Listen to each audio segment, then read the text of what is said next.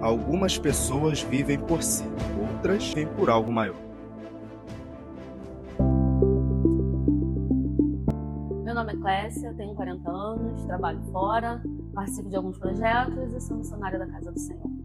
Falando um pouco do meu dia a dia, eu acordo às 3h20 da manhã, 4 horas da manhã eu chego num trem, que é onde eu vendo café, né, com a minha mãe, café, alguns lanches. Quando dá 7 horas da manhã eu pego o trem, que eu trabalho na Carioca, no segundo serviço, trabalho até às 17 horas, venho embora. Quando não tem culto, eu vou para casa, só arrumar marmita, poder trabalhar no outro dia. Quando tem culto, eu venho para a igreja. Quando tem ensaio, eu venho para a igreja poder ensaiar os jovens, para poder chegar em casa e ajeitar as coisas para trabalhar no outro dia.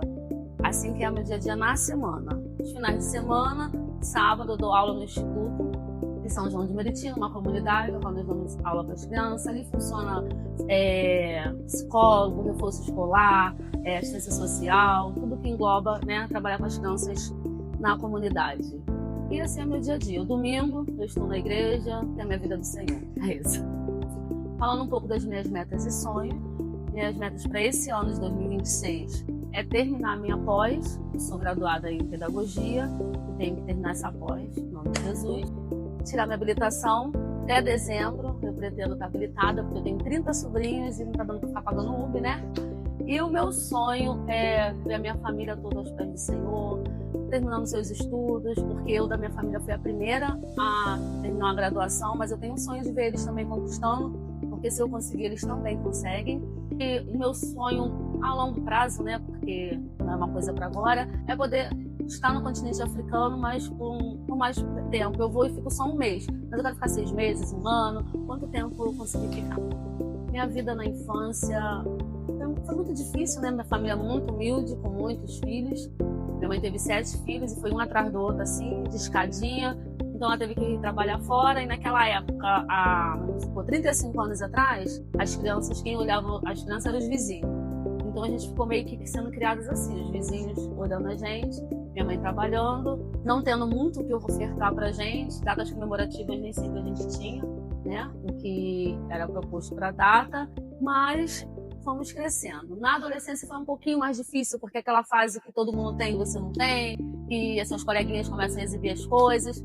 Então, para mim foi um pouco mais difícil, mas eu sempre fui muito madura, então eu sempre procurei entender muito o lado da minha mãe, que ela ia fazer a faxina para trazer a comida para dentro de casa.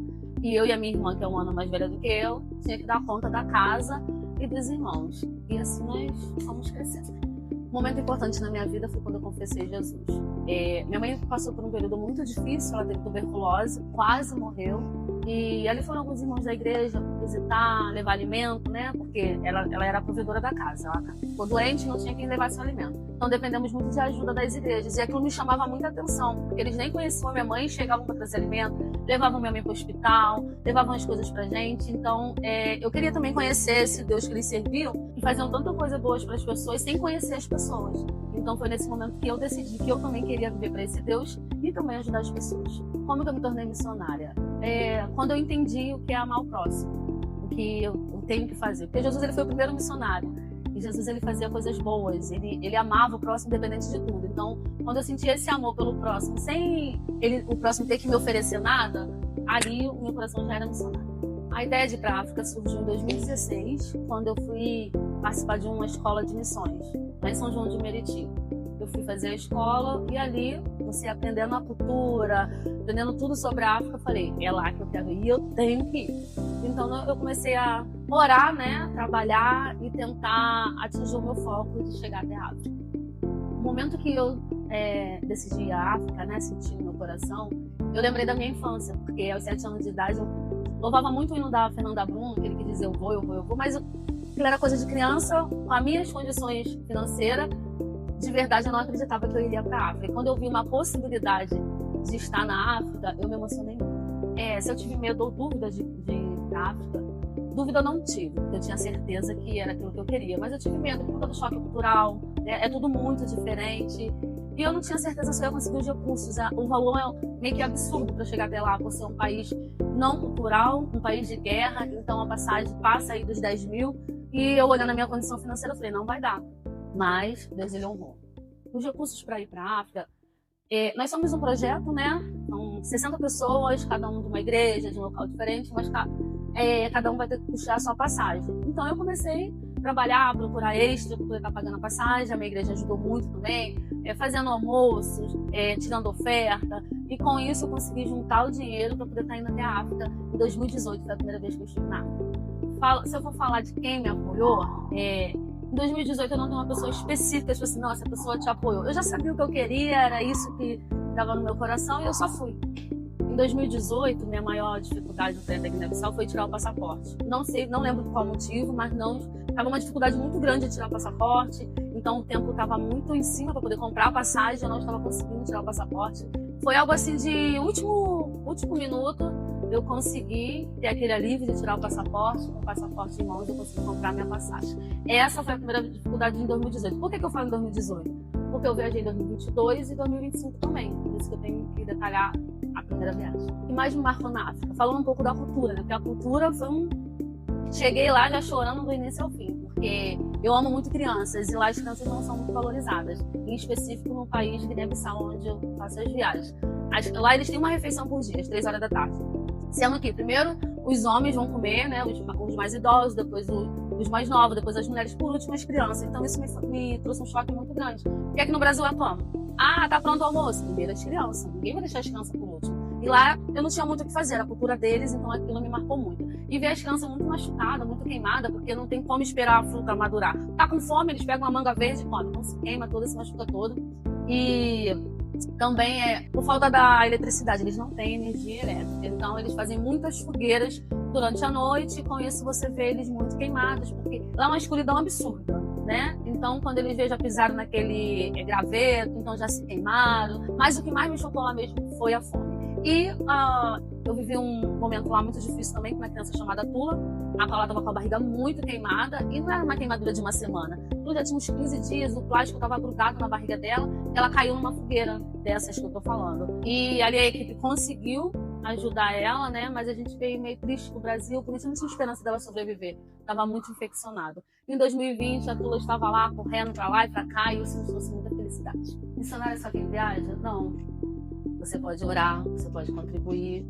E nem todos vão, porque para poder ir, você tem que ter o chamado. Tem que estar aquilo ardendo dentro de você. Porque o choque é muito grande, cultural, então você não vai por uma emoção. Não viajem por emoção, porque não dá certo. Tem que ter amor. O que mais me marcou em termos de missão aqui na nação, né? Porque enquanto missionária de campo, nós viajamos 1 ano fora do Brasil e 1 ano no Brasil. Então já conhecemos alguns lugares. Mas foi no Rio mesmo que mais me marcou, porque a minha igreja tem um trabalho de levar comida na rua, de entregar de madrugada sopa, quentinhas. Então, quando você entra numa Cracolândia, que você pega uma criança de 11 anos, lá igual um zumbi, que a mãe não sabe onde está, nem ele sabe mais onde mora, e você vai conversar com aquela criança, você vê o quanto ainda tem pessoas necessitadas de amor, de carinho, de atenção. Porque muitos olham e falam, é um lixo. Não, não é um lixo.